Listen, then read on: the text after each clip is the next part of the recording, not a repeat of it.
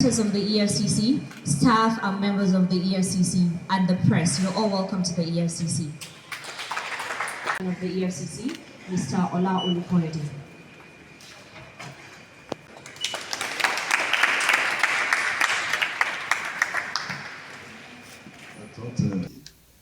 We have put this program together to commemorate the fight against financial crimes and corruption in the entire African continent. It has become extremely important for us to let the world know that Africa is up to the task. We are also thinking that it's very important for us to talk about the impact of this menace on African nations and the need for us to take our destinies, African countries, into our hands. Permit me to also recognize my secretary to the commission, Mr. Amajoda, who is here with us. All my directors, please let people stand up, let them for recognition. All the directors in the EFCC, just stand up for recognition. Thank you very much. Those are the big men in the EFCC. You can see that none of them has big tummy. Anyone that has big tummy, just single them out. Thank you. Please take your seat. I feel very gratified and honored to address this distinguished gathering on this occasion of the African Anti-Corruption Day. I consider it compelling to bear my mind on some contemporary and emerging issues on corruption in the African continent. As it is widely known, Africa continues to be assailed by the scourge of corruption in diverse ways. The issue of illicit financial flow is a monstrous challenge to African development. With annual losses running into billions of dollars, these flows are coming from diverse criminal activities, with money laundering ranking as perhaps the highest. Another rising criminal engagement that has the potential to outpace even money laundering on the continent is virtual assets and investment scam. In a simplified language, virtual assets are digital representations of monetary values which operate on a blockchain and which can be traded, exchanged, transferred for payment or investment purposes. They are cryptocurrencies, digital tokens operating on ledger technology. It is important to clearly state that virtual assets are not fundamentally criminal. It is when they are wrongfully or fraudulently used that they become criminal. Technology is moving at a supersonic speed around the world. The advent of virtual assets is a response to one of the qualities of money as a store of value, like it is known in our elementary economics. However, as with every progressive innovation, fraudsters usually evolve ways of perverting their genuine purposes. Virtual asset fraud is on the rise. Our findings showed that fraudulent politicians are already perfecting schemes and hiding their loot in cryptocurrencies to beat the investigative darkness of anti-corruption agencies. Stolen funds and unexplained wealth are being warehoused in wallets, and payments for services are being done through this window. Investment schemes are also being facilitated through it as well. For us in the EFCC, virtual asset fraud and investment scam are not hard nuts to crack. Proactive and broad-based training and intelligence are bringing fraudulent schemes to the fore. We are ahead in every material sense, and there are enormous proofs of operational successes in this regard, especially the breakthrough in investigation and prosecution of the infamous CBN scam. I was watching the news yesterday, and I heard that the National Assembly had a session on that. Somebody made a presentation on the floor of the National Assembly that there is need for Nigeria to do something about it. Now we are saying it to the entire Nigeria that the EFCC is up to the task. We have actually investigated CBN scam. We have found a lot of people culpable. Those who have promoted that scheme within our jurisdiction have been arrested. So this moment, they are being prosecuted. And we can also say that money has been recovered, even though the process is still ongoing for us to finally forfeit it. So we are doing something about CBN.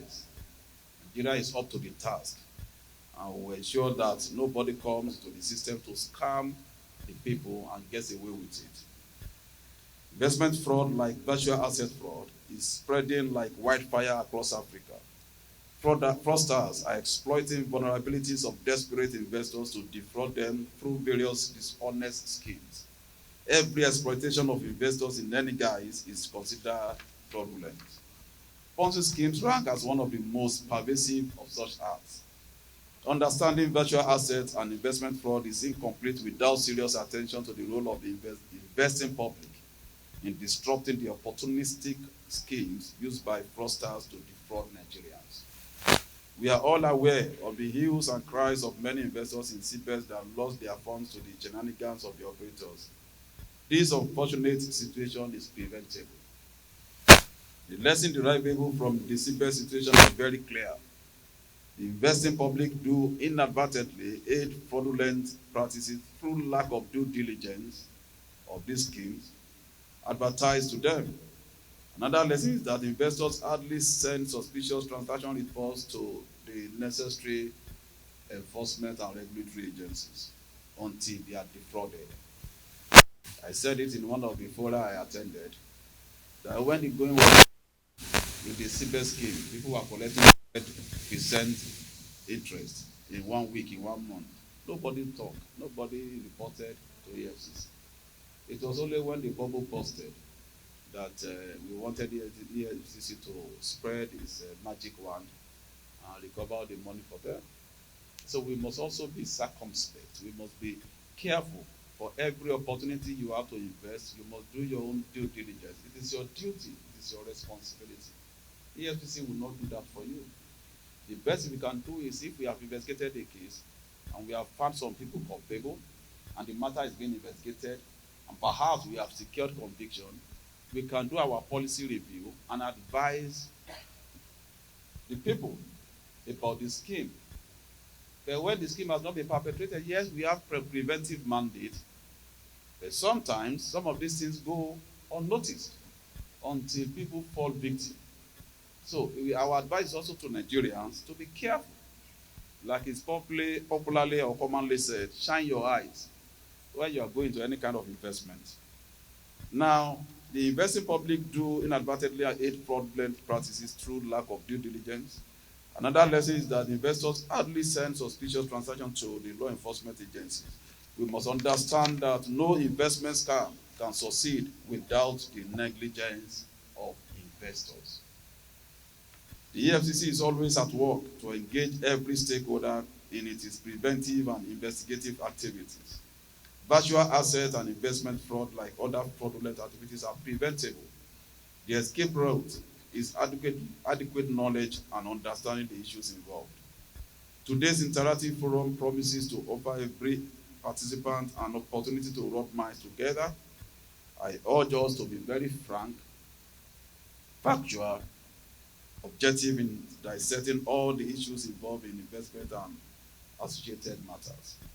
Experts in the house should avail opportunities of technical details involved in virtual assets and their management. The window of ignorance which fraudulent investment operators are opening to defraud innocent members of the public should be closed. Finally, I wish us very fruitful deliberations as we navigate the intricate contours of virtual asset and investment fraud. And I'd like to also let Nigerians know, as of this moment, we are trying to remind you of the operations that we carried out in Lagos. There are those who are involved in this sort of cybercrime, where we arrested quite a large number of foreigners. They come into our system. Even we have also discovered that foreigners were also involved in CPEX. They are building criminal cells all across Africa. And we have promised Nigerians that each and every case we investigate and prosecute, we are going to see it to a logical conclusion. There is no longer EFCC, a time has come for EFCC not to abandon any case. We are not going to abandon any case. Whatever we start, we will see it to a logical conclusion. So Nigerians should trust us enough and believe in us. Some of these cases can take time because of intricacies involved, because of the complex nature of the cases. Some of these cases we have to take us abroad to carry out investigation in so many jurisdictions. So it takes time. But Nigerians should believe in the capacity of EFCC to do justice to every single case that we take up. And so the issue of the case that was the matter that we investigated in Lagos that involves the large number of foreigners, you all remember, the operation we call Operation Flush. I'm happy to let you know that all those found culpable have been prosecuted. All. As of today, we have secured close to 150 convictions. So Nigerians should know that we are going to release our formal report. Close to 150. It has never happened in the history of this country. Foreigners, all foreigners, all. Without any option of just fine. No. There is fine, there is custodial sentencing. Some of them are already in Kirikiri now, serving their jail time. And when they are through with their jail time, we are going to send them back to where they came from. So we are monitoring them. We are not going to allow them to remain in Nigeria. So let us believe in our system. Let us trust in our ability and capacity to do justice to some of these cases we are seeing. And I want to also encourage Nigerians. Let us cooperate with law enforcement agencies. Let us come forward with information. Without information, we cannot work. So on this note, I want to thank you very much for coming. And I want to welcome your fruitful, useful, listenable contributions so that that will help us going forward. Thank you very much. Executive Chairman of the Economic and Financial Crimes Commission, Mr. Ola Olukayode, representatives of sister regulatory agencies, particularly the Director General, Securities and Exchange Commission, the DG, NOA, and the Registrar General of CAC, the Secretary of the Commission, directors and staff of the Commission, civil society, core members that we have here, members of the diplomatic and development community, members of the press, distinguished guests, ladies and gentlemen, good morning. I am honored to join you in commemorating the 2025 African Anti-Corruption Day under the critical and timely theme of understanding virtual assets and investment fraud. The theme is particularly significant as we navigate the increasingly complex intersection of financial innovation and economic crime. We are living in an era of rapid technological transformation. Adoption of digital financial services in Nigeria, including cryptocurrencies and tokenized investments, has increased exponentially. This surge in digital innovation has brought benefits such as greater financial inclusion. However, it has also given rise to complex challenges such as fraud and money laundering. In Nigeria, over $56 billion in crypto-related transactions were recorded between July 2022 and June 2023, making us Africa's digital transaction leader. But this growth is not without consequences. The CBN Financial Stability Report of 2024 reveals a 45% surge in financial fraud cases, with 70% of losses linked to digital channels, including unregulated virtual asset platforms. Furthermore, over 30 Ponzi-style investment schemes exploiting digital currency narratives have been flagged by the SEC and other agencies. These developments pose major risks, including loss of consumer confidence, weakening of financial integrity, and reputational challenges for Nigeria in the global financial system. Distinguished guests, these realities compel us to respond with urgency, vigilance, and a clear sense of purpose. We have intensified our regulatory and supervisory responses in several critical areas, namely, on virtual accounts, following an extensive review of the operations of virtual accounts by deposit money banks and their fintech partners, we uncovered systemic weaknesses. These include poor KYC, know your customer practices, and insufficient transactions monitoring. We have acted to ensure that all firms strengthen KYC processes, improve oversight of fintech partnerships, and adhere to AML CFT obligations. Second, interagency collaboration. The CBN and the Securities and Exchange Commission have recently established a joint committee to develop a robust regime for the regulation of virtual assets.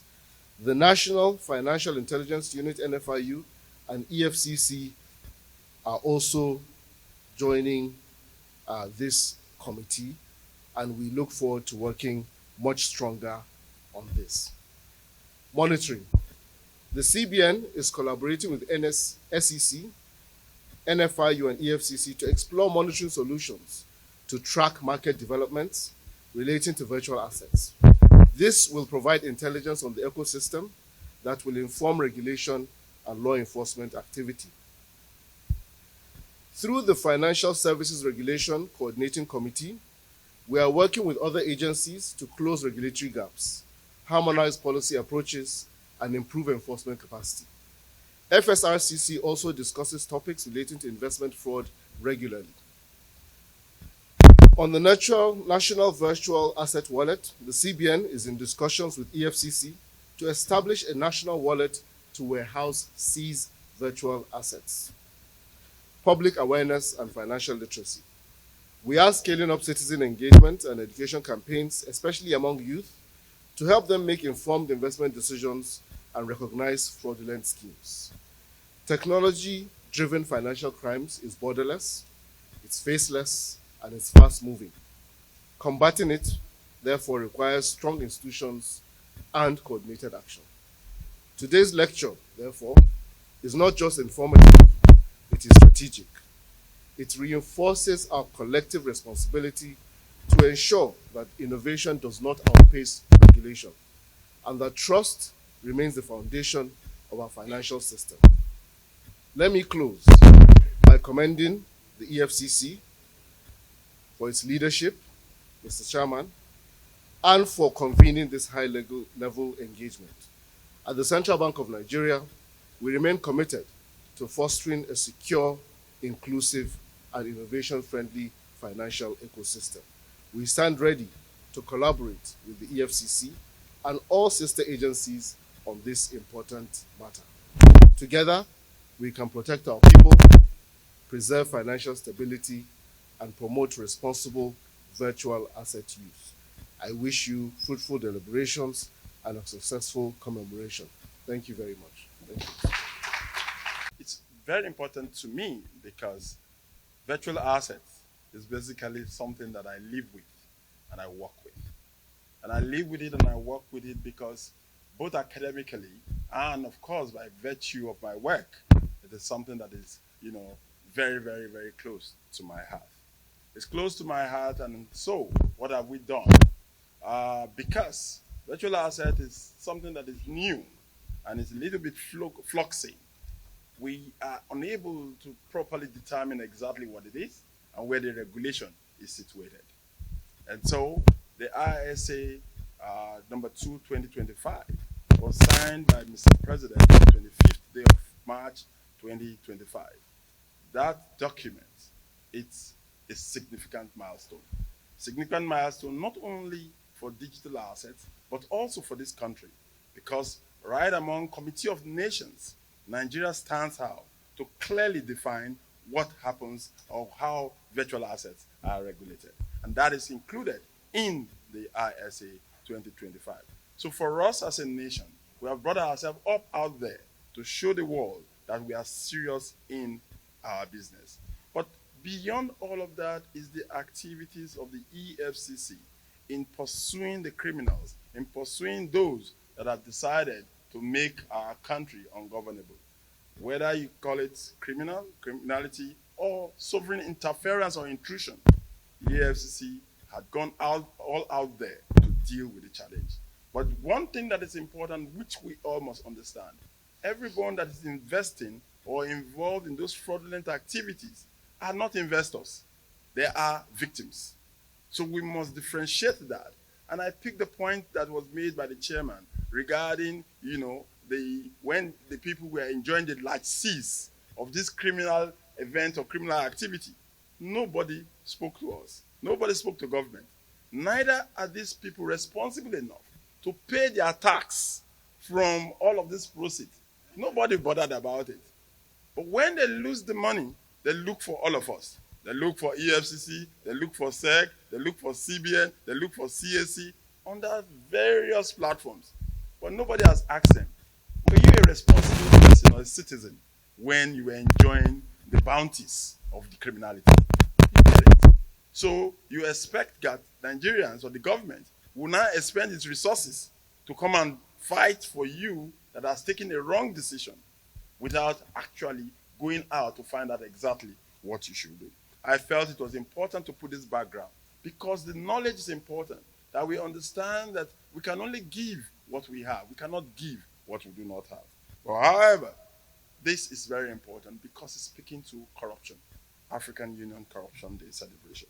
And so, on behalf of the Securities and Exchange Commission, I am honored to join the African Union and indeed the EFCC in commemorating this year's Anti-Corruption Day under the critical theme, Understanding Virtual Assets and Investment Fraud.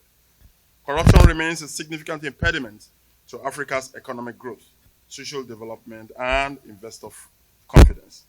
Today, as digital innovation transforms financial systems, we face new challenges, particularly the rise of virtual asset fraud and sophisticated investment scams, exploiting unsuspecting investors and indeed victims. These threats undermine market integrity, erode trust, and divert resources meant for sustainable development. The Securities and Exchange Commission, as a frontline regulator, remains committed to strengthening investor education and as recognizing and avoiding fraudulent schemes, enhancing regulatory frameworks to keep pace with evolving risk in virtual assets and digital investment, fostering cross-border collaborations to combat corruption and illicit financial flows. The Investment and Securities Act 2025 introduces key provisions to regulate virtual assets, cryptocurrencies, digital tokens, and other blockchain-based assets in Nigeria. And of course, I must mention here that the EFCC chairman was about the first government organization or government official to visit me at the SEC upon my appointment by Mr. President. And in that visit particularly, he mentioned two things. Can we have a national confiscation wallet? In the process, we had the ISA, being fine-tuned. And I am glad to mention that the ISA number 2, 2025 has in it the establishment of a national confiscation wallet for digital assets. So it is indeed to his credit and his brainchild that we're able to include that, which speaks to the fact that whatever assets, digital assets that we confiscate has a place legitimately and legally that it will be deposited in. So, what do we mean by virtual assets? The chairman has spoken about it, so I probably wouldn't want to speak about it anymore. But however, it should be known that digital assets could be defined in several ways. Of course, our toe is on the Howard's test by the US, speaking to its value around returns on investment. We at the SEC have been able to provide rules and regulations that speaks to AML, CFT, and of course, all other issues around verifiable investment schemes. And that has allowed us to provide licensing to all digital assets and all digital asset platforms and, of course, organizations, which means that if you are not registered with the SEC, you are illegal. And one of the things we have tried to do is, in order to ease out issues around innovation and stifling of innovation, we have introduced what we call the regulatory incubation, and accelerated regulatory incubation boxes. And these are sound boxes that allows us to onboard, new entrants into the system in order for us to manage the risk associated with these institutions. It is very important to note that these are new instruments, and because they are new instruments, there is a lot of learning that has to happen. And the ability to unlearn and relearn is very important in our aim and desire to create a level playing field for people that is in entrance, and also to provide regulation that is friendly, market friendly. We cannot run away from the fact that we must regulate. The reason is simple. Nigeria has a population of over 200 million persons, and we are all aware that by the demography in Nigeria, we have over 70% of Nigerians that are below 30 years of age. Thank you for permitting me to take advantage of this forum.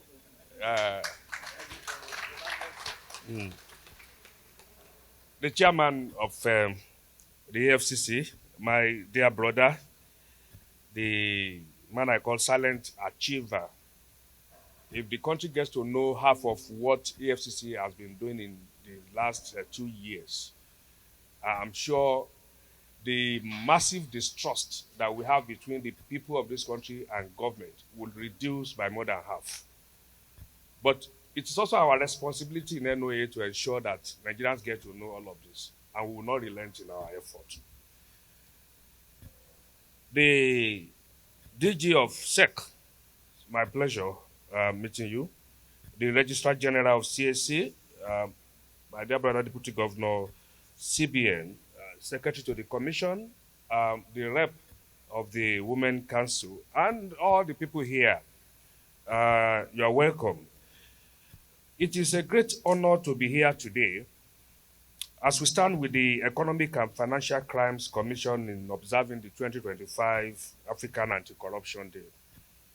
Let me begin by commending the FCC for its tireless work in defending Nigerians against the evolving threat of financial crimes. As experience has shown, deception is foundational to fraud. But its impact goes far deeper. It undermines citizens' confidence in their country, creates public distrust, destroys livelihoods, and weakens the values that we all hold very dearly. Every naira lost to fraud has far-reaching ripple effect. It is about a child pulled out of school, a livelihood ruined, and an enterprise destroyed. These crimes are not abstract. They affect real people, and our country pays dearly for it. At the National Orientation Agency, we believe that value orientation is our most powerful tool. That is why we launched a nationwide campaign 7 months ago to challenge the spread of get-rich-quick syndrome.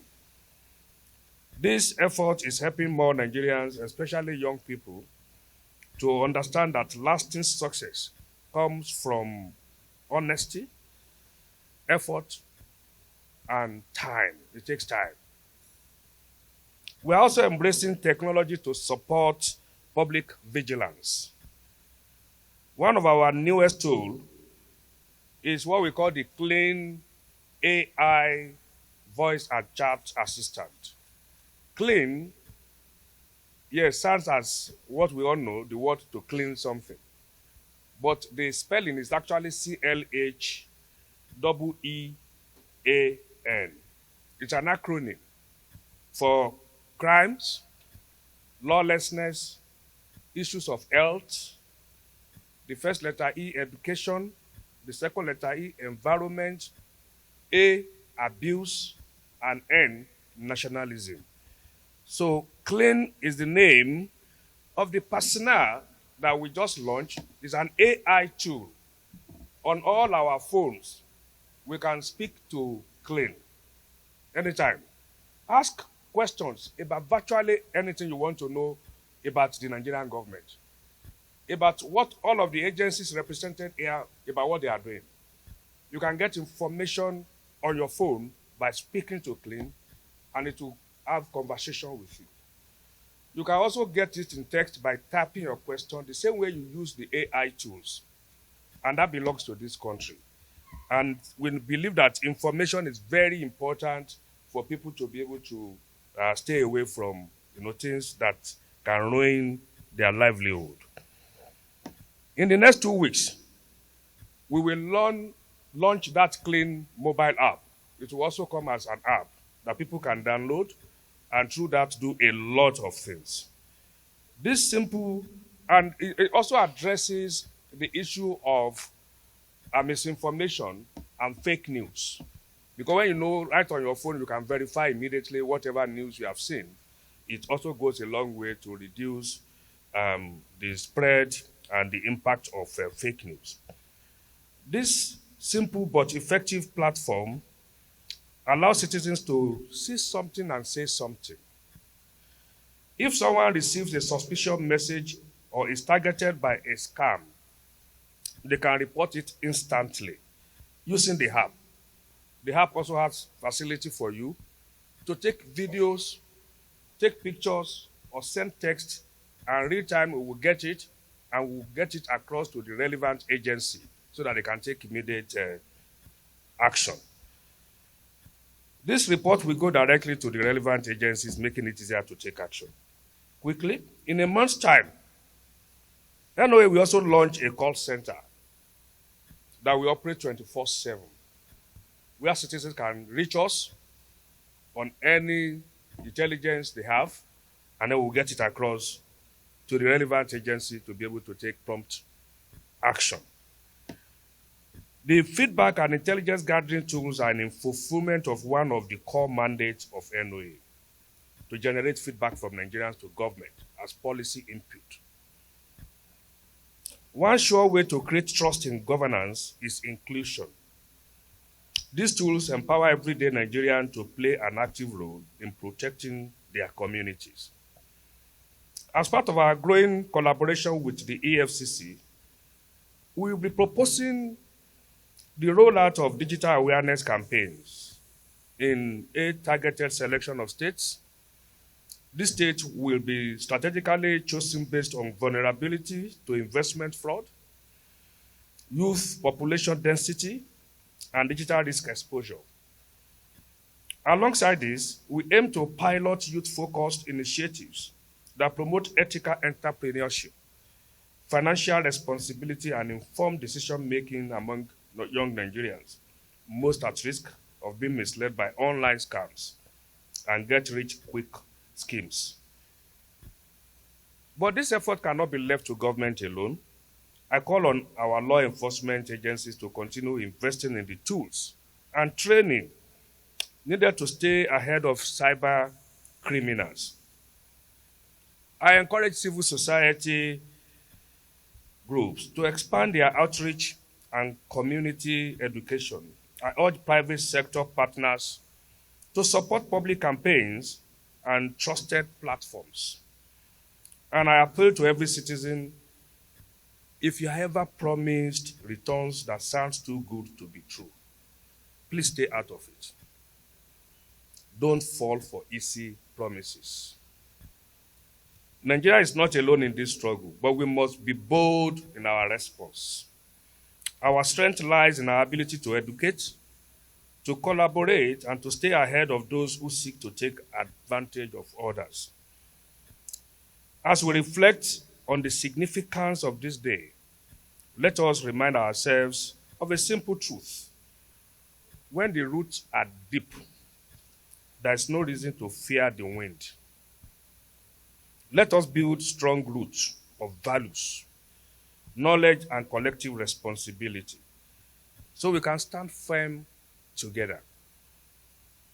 On behalf of the National Orientation Agency, I reaffirm our full support for this course and our continued partnership with the EFCC. And we do not have a choice, besides the fact that our mandate calls for that. EFCC has been a frontline agency supporting NOA in our activities. Just recently, one of our most challenging issues was mobility. You cannot mobilize Nigerians if you are not mobile. But EFCC assisted us with a number of vehicles that assisted us in strengthening our activities. We are so grateful for that, and I'm sure the chairman has received another letter.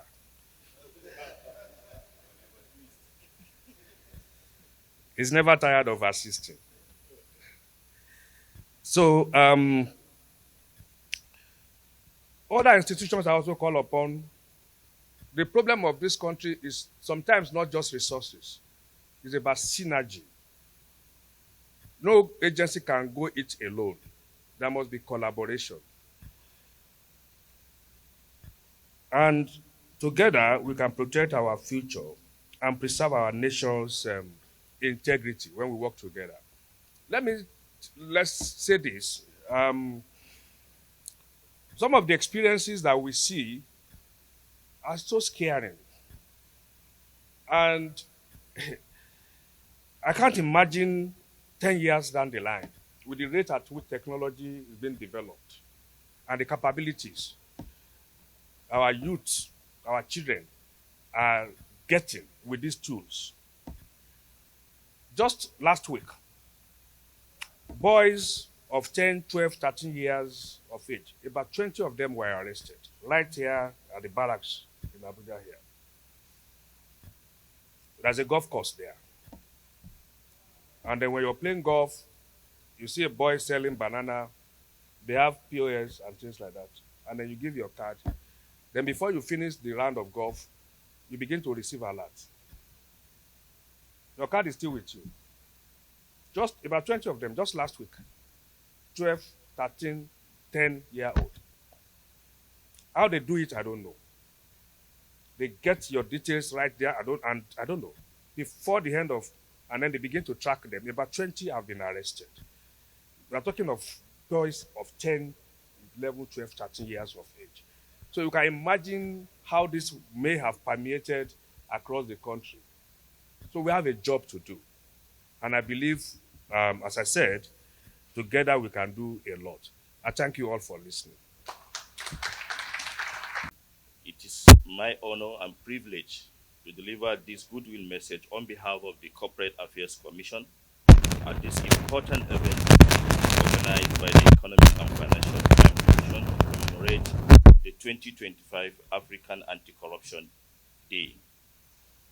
Let me commend the EFCC for its consistent efforts in leading the fight against corruption in all its forms, and for the timeless of this year's theme, understanding virtual asset investment fraud. It is clear recognition of the evolving nature of financial crimes in our digital age. Virtual assets, while offering significant opportunities for economic growth, also present new and complex avenues for fraud, money laundering, and financial manipulation. As such, it is imperative that all regulators, institutions, and stakeholders remain vigilant and proactive in responding to these emerging trends. At the Corporate Affairs Commission, we understand our critical role in corporate governance and financial transparency. We are already collaborating closely with the Security and Exchange Commission and other sectoral regulators to implement necessary checks and enforce compliance in this area. Our joint efforts are aimed at ensuring that virtual asset-related activities are conducted within bounds of the law. by entities that are properly registered, traceable, and accountable. This synergy between regulatory bodies is vital if we are to stay ahead of fraudsters and preserve the integrity of our corporate and financial system. As we mark this important day, may our collective resolve to fight corruption in all its manifestations be strengthened.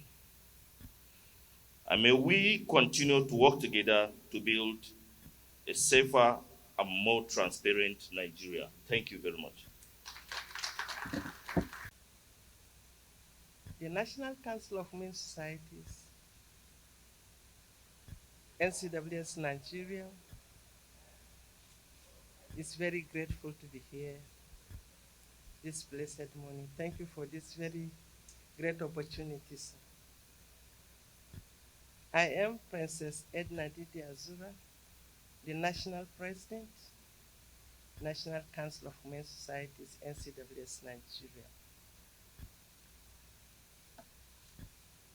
The theme for this year's celebration of African Union and Corruption Day 2025 is very key to us, which says understanding virtual asset and investment fraud in Nigeria. Our background being women, we are easily lured into participating in issues like this. And from the many discussions we heard from the various agencies, I feel it's so key to us that I'm urging you, sir, if all that have been said can be articulated, and during our next meeting, of which it will be coming up by either the 1st or 2nd week of August, whereby all the national presidents and the secretaries and our affiliates from the whole country will be converging for someone to come and deliver this to us, because we are at risk in all of this. And so this program is timely, and we are happy that you are recognizing us, collaborating with us. And I also urge you, sir, I heard about committees being formed, that if you can look down at us at the National Council also and involve us in such committees, so that we can also deliver messages that the dear women of Nigeria need to hear. We operate with the women, the youth, and the PWD, people living with disabilities in Nigeria. So we have a great reach. The National Council of Women Societies, NCWS Nigeria, was founded since 1958, sir, with the sole aim of making Nigerian women to be aware of who they are. Let them know who they are. Let them be empowered. Let them be educated. Let them be given adequate health. And so this awareness that you have brought us to here is so key and is in line with our aims and objectives, with our vision. And so, sir, we are grateful partnering with you, and we believe we will go to higher heights with this. At this juncture, I want to congratulate you, because we've been observing, we've been listening to what you are doing at EFCC, and you've been doing wonderfully well, sir. So thank you very much for all that you are doing, and we encourage you to do more. There is stable coin. Now, the stable coins are also a kind of cryptocurrencies, but the only difference is that they are backed by a commodity. Now, let me explain this. For every currency, using our own jurisdiction here in Nigeria as an example, that is being minted, the agency, the stakeholder that is responsible for printing currencies is the transparent minting and printing. Now, currencies are printed based on commodities that backs it. It's either crude, gold, or whatever any national jurisdiction decides. The same thing within virtual asset. The cryptocurrency is not backed by any commodity. It is only backed by maths. It is backed by maths, by mathematics. But stablecoins are the only virtual assets that are backed by a commodity, a fiat commodity for that matter, euros or dollars.